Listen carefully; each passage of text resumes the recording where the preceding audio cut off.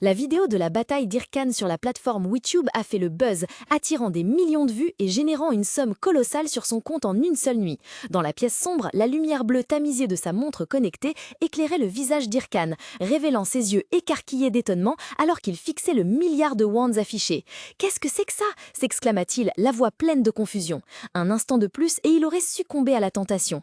Un festin opulent défila dans son esprit. Steak de faux filet, travers de porc, poitrine de bœuf, sushi, tartare de bœuf, poitrine de porc, poulet, jusqu'au thon au taureau, au homard, au caviar. Tous les plats les plus délicieux dont il rêvait. Je peux manger tout ce que je veux. Cette pensée fulgura, faisant briller ses yeux d'envie. Il faillit se perdre dans cette douce tentation. Irkan tremblait, ses mains serrant sa veste comme s'il essayait de contenir une bête sauvage sur le point de se déchaîner. Cependant, grâce à celui qui était responsable de tout ce qu'il avait enduré, une notification de message bleu apparut, brisant toute illusion. C'était un message du responsable du recrutement de la guilde des chasseurs du tonnerre. « Bonjour, monsieur Irkan du masque AO, je vous ai envoyé plusieurs messages directs. » Irkan se remémora soudain. Et que fit-il en premier? Un boom sourd retentit lorsqu'un énorme sac noir fut jeté sur la table. L'usurier sursauta, des sueurs froides perlant sur son front en voyant le jeune homme devant lui. Irkan, le visage serein, déclara d'une voix ferme. « J'ai apporté toute la dette, capital et intérêt, en espèces. Maintenant, c'est réglé, n'est-ce pas? » Sur ce, il ouvrit le sac à la volée, des liasses épaisses d'argent se déversèrent, s'éparpillant partout. Il en prit une grosse poignée, la tendit à l'usurier figé, un sentiment de satisfaction et de liberté l'envahissant. Enfin, il avait remboursé sa dette. La prochaine étape était d'acquérir les livres de compétences rares. Ces anciens ouvrages émettaient une lumière bleue mystique, détenant le pouvoir qu'il convoitait tant. Et maintenant, de retour à la réalité, dans sa tenue habituelle, Irkan affichait un sourire plein de confiance et de détermination. Il était prêt pour tout.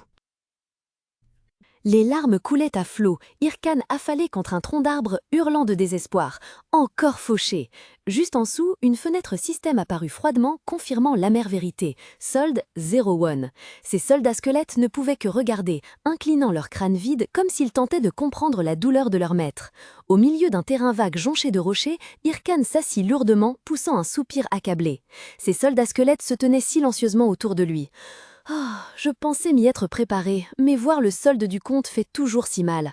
Tant pis, il faut oublier ça et apprendre tout de suite les nouvelles compétences pour lesquelles j'ai dépensé tout mon argent.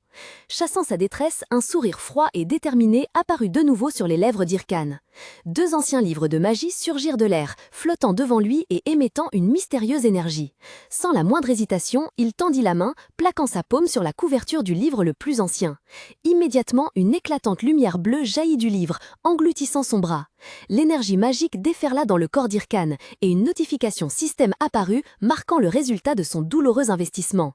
Vous avez acquis la compétence greffe de peau. Sous les yeux d'Irkan, une fenêtre système apparut soudainement annonçant une nouvelle compétence qu'il venait d'acquérir, greffe de peau.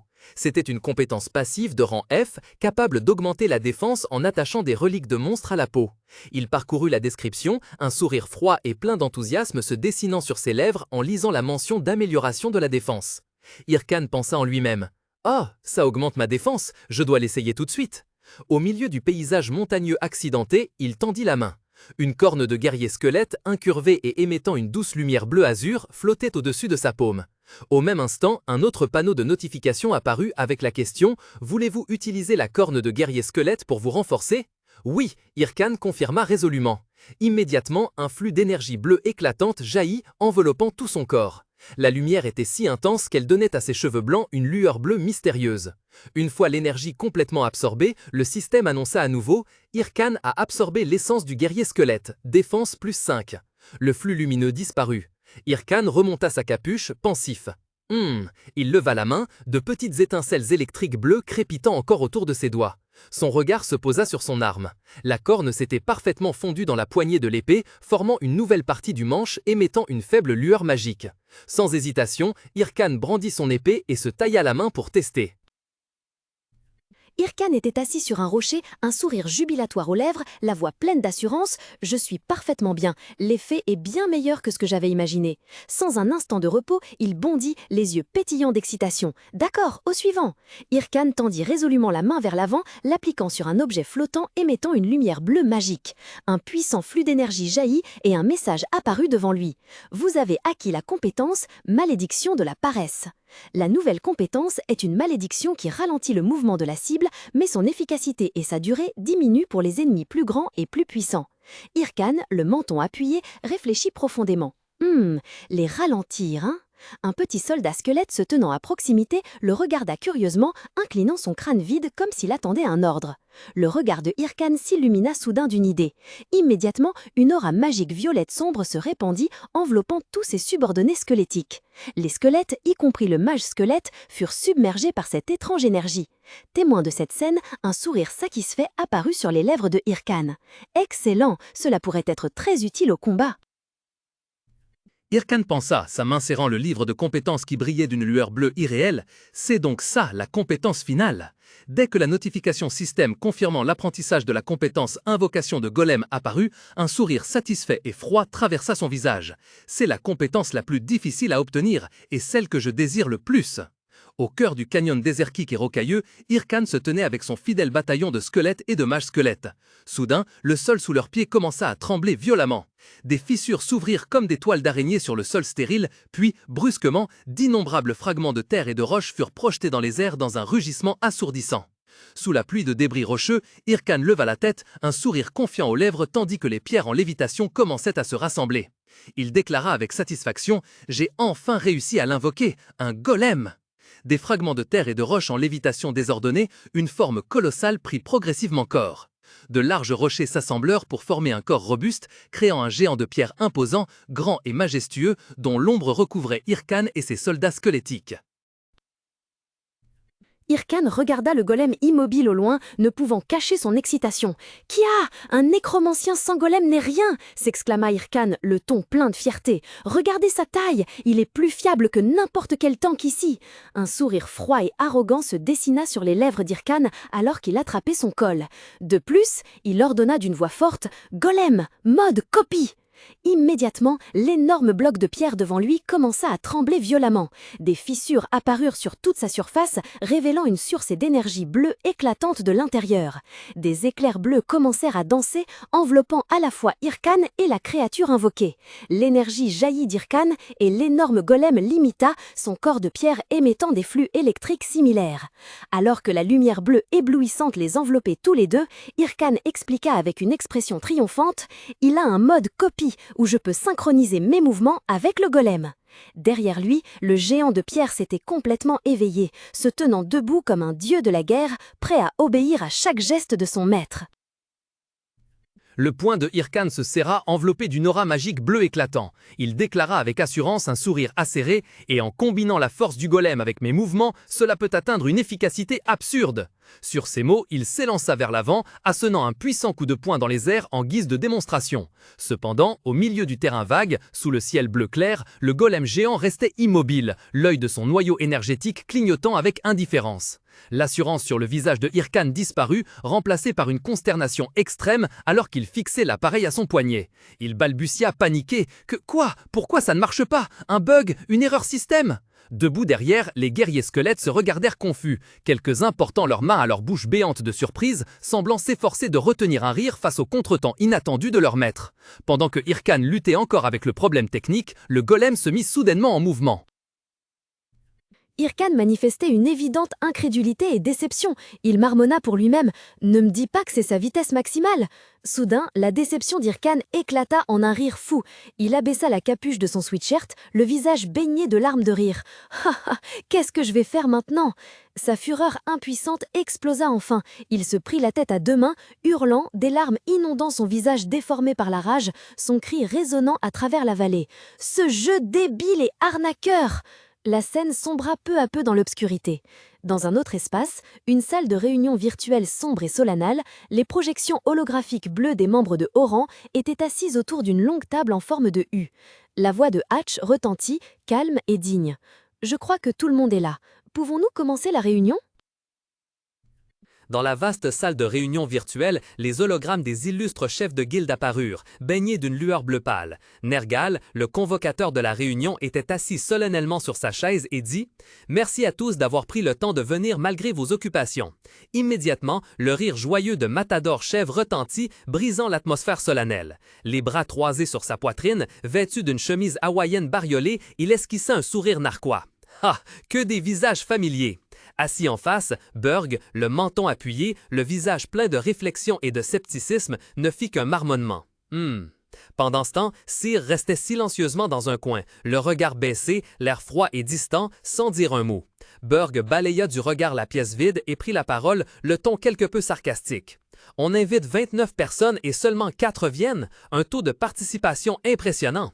Matador-chef se tourna vers lui, son sourire toujours présent. « Vous pensez? Moi je trouve ça plus que ce à quoi je m'attendais. N'oubliez pas que c'est une réunion des 30 meilleures guildes. » Écoutant la conversation, l'expression de Nergal devint de plus en plus pensise. Il regarda dans le vide devant lui, se disant intérieurement « C'est inattendu », puis murmura « C'est sûrement inhabituel ». L'atmosphère dans la salle de réunion virtuelle devint encore plus lourde. Dans le monde des seigneurs de guerre, les 30 meilleures guildes sont constamment plongées dans des compétitions féroces, luttant pour le pouvoir et les ressources au sein d'un réseau complexe de relations teintées de conflits. Au milieu de l'atmosphère tendue d'une réunion extraordinaire, Nergal prit la parole, brisant le silence. Il est rare que nous ayons une telle réunion. Cependant, la guilde Hydra a découvert l'identité du comte déchu. Ses yeux devinrent froids, ses pupilles vertes brillant de façon menaçante alors qu'une silhouette floue d'un hydre apparaissait derrière lui. Il planifie également le raid final dans 1 mois. Penché en arrière sur sa chaise avec désinvolture, Matador Chevret réfléchit. Eh bien, c'est fou, aucune guilde n'est jamais allée aussi loin. Si c'est vrai, alors la guilde Hydra a fait quelque chose. Bam! Un bruit fort retentit alors que Burg frappait violemment son poing sur la table avec colère. Son visage était marqué par une rage extrême, ses dents serrées. Ce sera la fin si nous les laissons obtenir le comte déchu. Ils monopoliseront toutes les futures quêtes principales. La voix de Burg s'éleva empreinte d'inquiétude et de calcul, et tous les contrats de sponsoring, la publicité et le contenu. Il n'avait pas encore fini que Cyr grogna froidement « Silence !» Une aura sombre et violente éclata autour d'elle, ses yeux brillant d'une lueur terrifiante dans l'obscurité. Elle vociféra, chaque mot cinglant l'air comme un fouet. « Si tu as peur, ferme-la et reste assis, ne me provoque pas !» Provoqué, Burg ne broncha pas. Ses yeux brillèrent d'un rouge furieux, une aura d'énergie bleue fantomatique se condensa autour de sa main, prenant la forme d'une griffe acérée. Il grinça des dents en répliquant « Tu veux te battre à mort, reine du tonnerre ?» L'atmosphère était tendue comme une corde de violon, sur le point de se briser. C'est alors que Matador Chev, qui avait conservé son calme sur sa chaise, intervint pour apaiser la situation. « Hé, calmez-vous, vous deux, nous ne sommes pas là pour nous battre, n'est-ce pas? » Nergal, le visage grave, acquiesça. Il regarda droit les autres chefs, le regard ferme et perçant.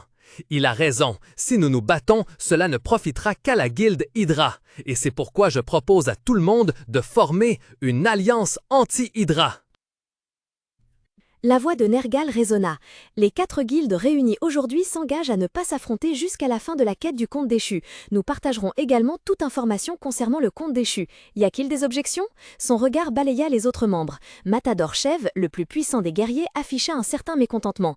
Je n'aime pas trop ces manigances, mais je suppose qu'il n'y a pas d'autre solution. Immédiatement, Burg, le chef de Big Smile, intervint avec hâte. Ah, si nous n'arrêtons pas la guilde Hydra, nous allons tous y passer.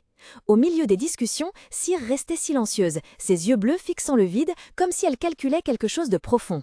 Une fois le consentement tacite établi, Nergal déclara « Alors, la réunion d'aujourd'hui prend fin ici. » Le monde virtuel disparut. Le bruit de l'eau jaillissant résonna. Shae Solion se tenait sous la douche, laissant l'eau chaude laver son corps.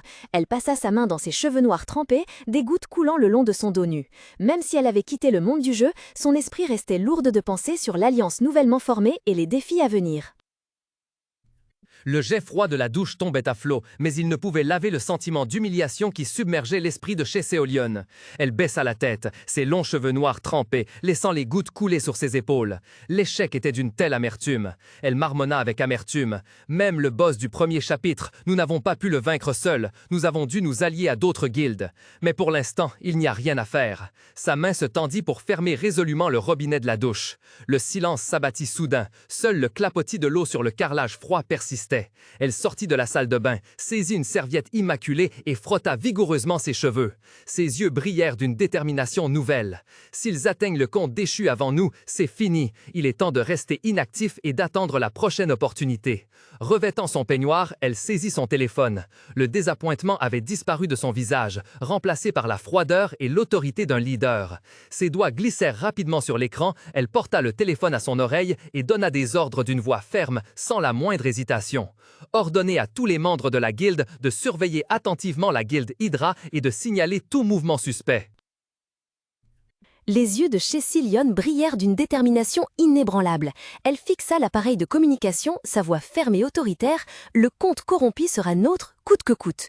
Au même moment, dans un tout autre lieu, le bâtiment de la guilde d'assaut de la branche du château de Tsuriu se dressait sous un ciel azur. Un flux incessant de personnes animait les lieux, créant une scène grouillante typique de l'univers du jeu. À l'intérieur du bâtiment, Irkan se tenait immobile, les yeux écarquillés de stupeur. Une sueur froide perla à ses tempes tandis qu'il balbutiait à l'homme en face de lui. « Quoi ? Qu'avez-vous dit ?» L'homme PNJ, le visage grave et les bras croisés sur la poitrine, répéta calmement la requête. « Je vous demande de vous rendre à la forêt de Boboru. C'est là que l'agent Migi a disparu. Veuillez fouiller cette zone et trouver sa trace. » Irkan, toujours sous le choc, affichait une hésitation évidente sur son visage. Il bégaya « Mais la forêt de Boboru est pleine de monstres de niveau 70 !» Dans l'esprit de Irkan, une vision terrifiante surgit. Au milieu d'une terre sombre, noyée dans une brume rouge toxique, des monstres aux formes grotesques, leurs corps noirs zébrés de veines rouge sang, grognaient, attendant. Ils incarnaient la destruction. Des sueurs froides perlaient sur son front. Irkan marmonna pour lui-même, paniqué. « C'est une zone trop dangereuse. Je mourrais instantanément si j'y allais maintenant. » Pourtant, l'homme PNJ se tenant en face de lui gardait une expression sévère, inébranlable. Il fixa Irkan, sa voix monotone mais pleine de poids. « Et c'est la raison pour laquelle je vous le demande, disciple d'Aimbri. Veuillez vous rendre à la forêt de Boboru. Si vous refusez, vous perdrez le titre de chasseur corrompu. » Les mots le frappèrent comme un coup de tonnerre. Les yeux de Irkan s'écarquillèrent au maximum. Une stupéfaction extrême et une incrédulité totale se lisaient sur son visage blême. Il était complètement acculé, sans aucune autre option. Quoi? Il ne put prononcer qu'un seul mot, sa voix altérée par la stupeur.